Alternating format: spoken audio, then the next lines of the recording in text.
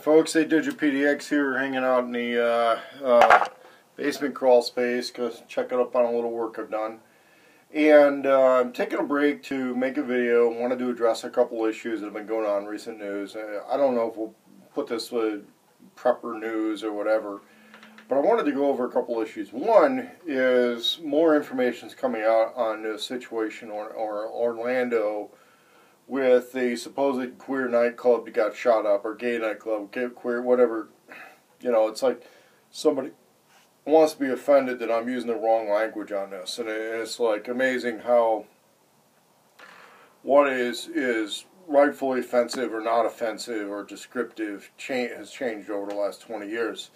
There were a lot of people proud to call themselves queer at one point, now it's supposedly put down. I mean, and we're not supposed to use the term faggot bastard anymore. I don't know. You know, it's like I made an offensive remark about faggot bastards, and the FBI had to apologize to the homosexuals, males who don't know their parents, and say, I'm sorry, I didn't mean to imply that you're with the FBI. And when these types of situations happen, there's a lot of people that want to jump on a political bandwagon to support those they feel are politically strong. You know, build an alliance, build a political alliance. Well, you know what? As a libertarian, I'm not supposed to overly judge what somebody does in the privacy of their own home, whatever their sex habits may be. The flip side of that is people judge people by their sex habits all the time. Come on, go masturbate in public, see what happens. Obviously, somebody's going to judge that.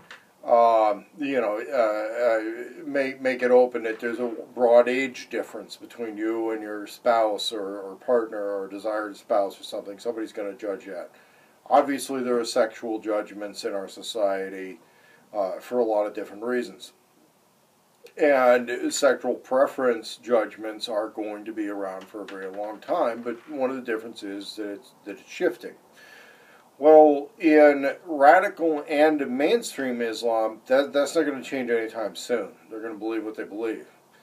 The other thing is, there's a certain imperative when somebody's married or has been married or something like that in any religious faith, and there's jealousy issues, which is what I think was going on between Omar Mateen and his wife and whoever his boyfriends were that accepted or rejected him or whatever was going on with that. What we can conclude is that was a problem in somebody else's house. Okay, these were not white Christian survivalists that had anything to do with this. So the idea that there's these people with Homeland Security and the Attorney General's office, they want to use this as a justification and rationale for clamping down on laws and doing all of this stuff. Well, Omar Mateen was a person who enjoyed certain firearms privileges above and beyond regular citizens because of the nature of the work and the training and the qualifications that he had. He could have been able to pull this thing off in California or New York or any of the states that have more restrictive gun laws. He just happened to live in Florida where the laws are a little bit less restrictive. The thing is, he would have had access to those weapons as a privileged individual to begin with. Which gets us into another Islamic terrorist attack in Paris, where one of the weapons got traced to the Fast and Furious program. The person who they think the weapons was sourced from is cooperating with law enforcement, basically part of the Phoenix gun running crowd. And the way things had worked with those people in the early 2000s was, as long as they were informing to whatever agencies they were informing to, it was okay for them to conduct business south of the border with drug cartels and street gangs in Arizona, who had gone to Arizona to do business. And as long as they were reported to the FBI and to some extent the Arizona BATF, this was going on. Now, there were BATF agents who protested this at the time, and they didn't like this. These were traditional anti-gun distribution BATF agents. They have their own view. They've made their own conspiracy theories. They've put out their own stuff on their own websites. They've given news interviews. It's not something that I'm making up. What happened apparently is that one of the weapons from the Fast and Furious gun walking situation has made it overseas to jihadis in Europe. Now I got to look at pictures of this gun, And apparently it was either a kit gun or it was a limited production AK-100 series parts kit that had been modified. It had a East European or Polish style wire buttstock, and it was in the 5.56 caliber. It was not a traditional AK caliber weapon. It was not a AK-7447. Now, the weapons pipelines in Europe for military-grade weapons tend to source out of North Africa because those weapons are relatively cheap in North Africa. The price of a basic AK tends to go down in the areas where things are relatively peaceful, and becomes more of a necessity item where areas are not as peaceful, so they go up. We know that the maximum price of AKs in a lot of those areas is around $600. Something unusual or special about an AK may be $1,000 on a good day. Very, very common that in Central Africa those AKs are $100 to $150. You would expect to get some ammo and some magazines with it. The condition will vary. A lot of them are going to be beat up, but $50 AKs are all over the place there. Once those weapons get into Western Europe, they're worth more money, but it still maxes out at around $1,000. And that's after somebody's gone through the trouble to smuggle those weapons. Now, when you look at an AK weighing about 3 to 6 pounds, I say even your smallest Krinkov is you know, not that small lightweight of a package compared to, let's say, smuggling a handgun. The AK-100 series kind of hodgepodge Franken gun that was found to trace to an Arizona gun shop and an Arizona gun owner was kind of a medium-sized AK folding stock. It had one of the like 11 or 12-inch barrels with an extended muzzle device to get it the length out close to 16 inches. I don't think that was a legal length AK. I think it was something that was made a little more compact. And in that gun in the United States would be, let's say in California for instance, that gun would be worth around $800 to $1,000. Upwards of $1,200 or $1,500 depending on the neighborhoods. So why would it be worth somebody's time to get that thing all the way to France? Then we have to look at the fact how these weapons pipelines would work with Mexico. Military-grade weapons in Mexico tend to come from further deep in South and Central America, where they're purchased from clandestine military stockpiles. Somebody's in charge of a warehouse of these things. Somebody's gotten a hold of an old revolutionary stash. Don't forget, these things were bought, sold, stashed, and distributed among communist revolutionaries for a long time.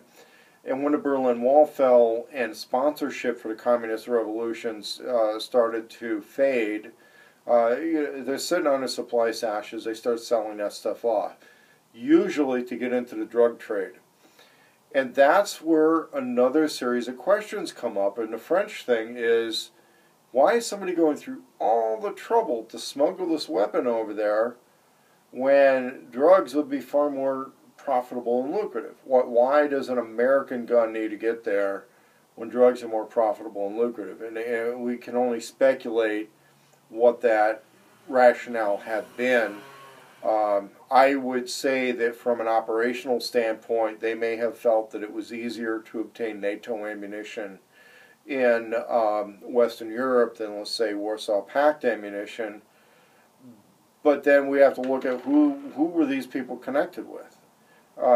If they were connected to traditional jihadi networks, they would have been able to get those types of weapons from the Syrian conflict, from North Africa, from areas which are pretty much under their dominance and control, and they would get ammunition along with that. If they had smuggled the weapon in pieces, again, I have to wonder why they weren't getting it from one of the sources. Every time we find weapons that have been smuggled to, let's say, the so-called refugee camps, a lot of times they went through Turkey, okay, and they went in some volume. And when we look at the cost and trouble and profit motives for smugglers, we have to think that this AK, if it was smuggled from the U.S., the size and weight of the smuggling package would have been about the size and weight of a smuggling package, let's say, for an M4 carbine, which is worth around $3,500 on the black market overseas. So somebody would have had to have either paid a very high price for that AK, or they already had a smuggling pipeline that they were so confident of that they would smuggle lower value merchandise in that pipeline because they had the extra room, they had the extra weight, they had the extra confidence that whatever cargo they're moving from west to east is going to make it, and it's no big deal to throw something in there that weighs another 8-10 pounds between a gun, some magazines, some ammunition, and whatever other items they were smuggling through. So those remain a lot of unanswered questions. We'll see what happens as time goes on, but it's a very curious thing, and there's no clear response I can make to it except more questions about how an American gun ended up in Paris among the jihadis, because it does not make sense for that to have been smuggled from the United States for that type of a situation without numerous other factors being involved. Alright, so this next video, and I'm not quite going to call this part 2, but in the first video, which is going to look like this because I just made it prior to this one, we're talking about Omar Mateen and the Paris attacks, both of which have involved American weapons in the hands of jihadis. When we know these things have taken place now, and it's all coming out in the news at about the same time, the U.S. State Department, the Attorney General's Office, and Homeland Security are asking for more restrictive gun laws, restrictive gun legislation clamping down on this. Well, first of all, we know from past issues with the BATF that they're under a lot of controversy right now, and that there's a lot of controversy that hasn't been openly discussed. Because of that, there had been talk of disbanding the agency. Now, if somebody decides to disband the BATF, the role of enforcing gun laws and administering gun administrative stuff was, for example, NFA, National Firearms Act, dealer licensing, background checks, and all that gets passed on to other agencies.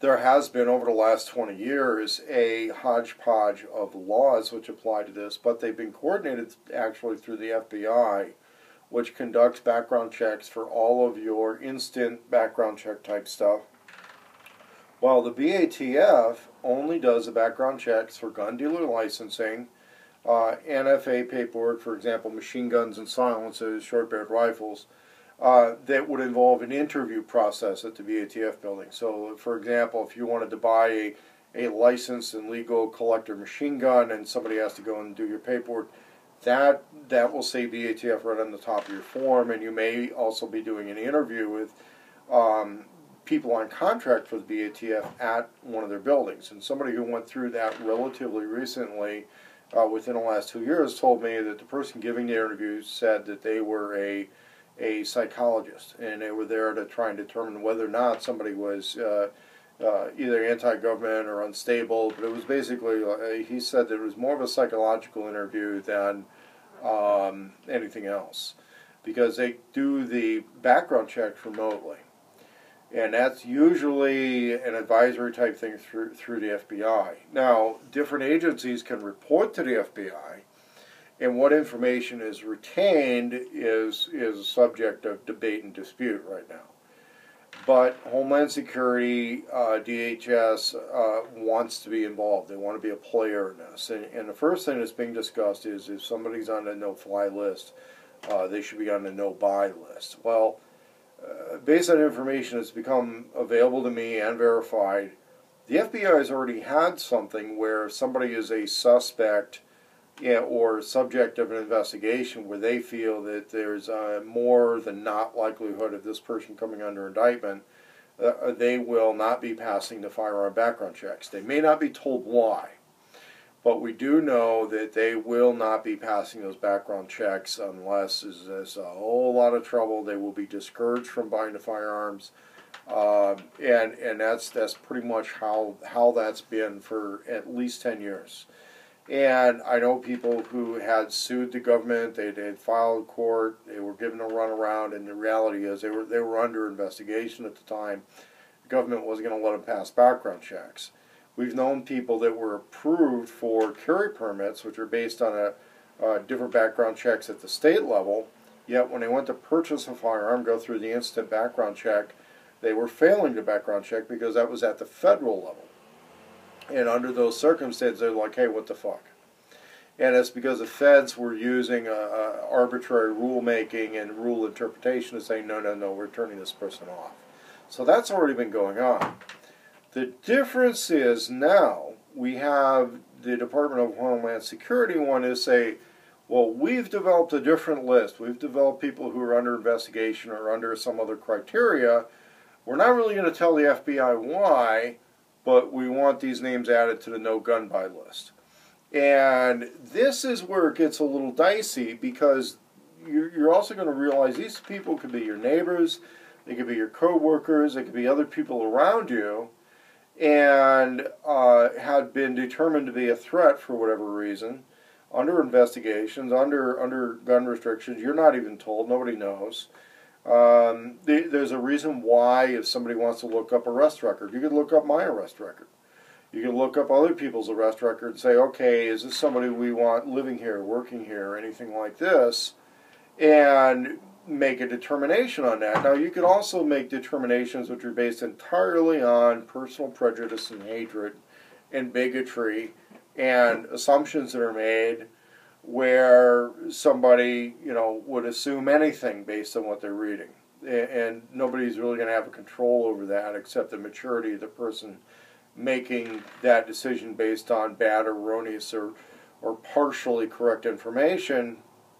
And of course, they're open to being sued or harassed or whatever the response may come of that. Under the new rules, though, what they want is different agencies to submit no gun buy lists without telling anybody why. Okay, this is where you're not told why. And this is where I believe, and a lot of gun rights advocates believe, that this is a mechanism for political targeting.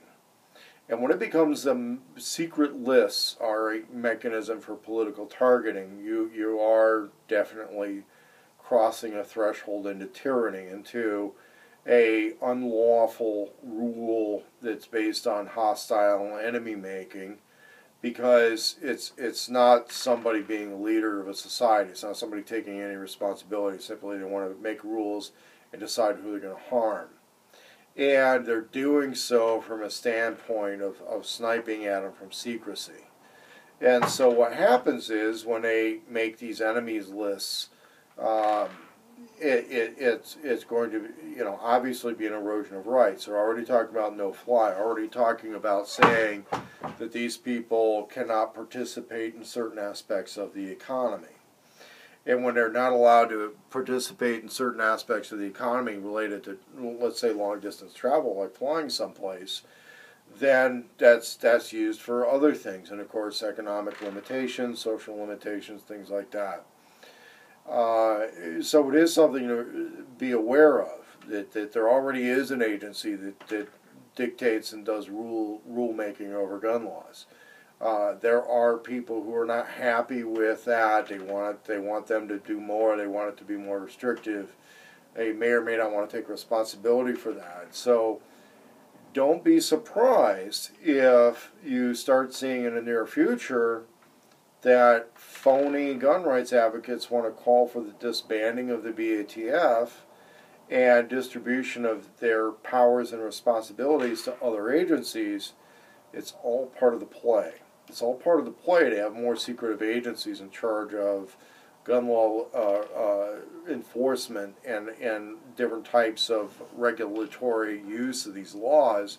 They're going to be based on a very restrictive blueprint, and a blueprint which progresses toward gun prohibition. But remember, when we're talking about people like Omar Mateen, or somehow this American-sourced weapon ended up in the hands of the terrorists in France, this doesn't affect the people that have privilege and resources. This is going to affect the common everyday American. and it's going to serve as an example for the rest of the world. For example, Australia and the UK, which previously had gun laws very similar to the United States, and then Central and Eastern Europe, where they have cognitively equated gun ownership with freedom, and they demand that. So when somebody in the EU and the UN says, no, no, no, the Americans are giving up their guns too, so why don't you stop asking for your rights, or don't treat this as a right, well, then they're going to use America as an example. Just the same way they would be using Australia or the UK as examples of this, and are asking for even more restrictive gun laws in the UK, which is kind of ridiculous, but it's happening.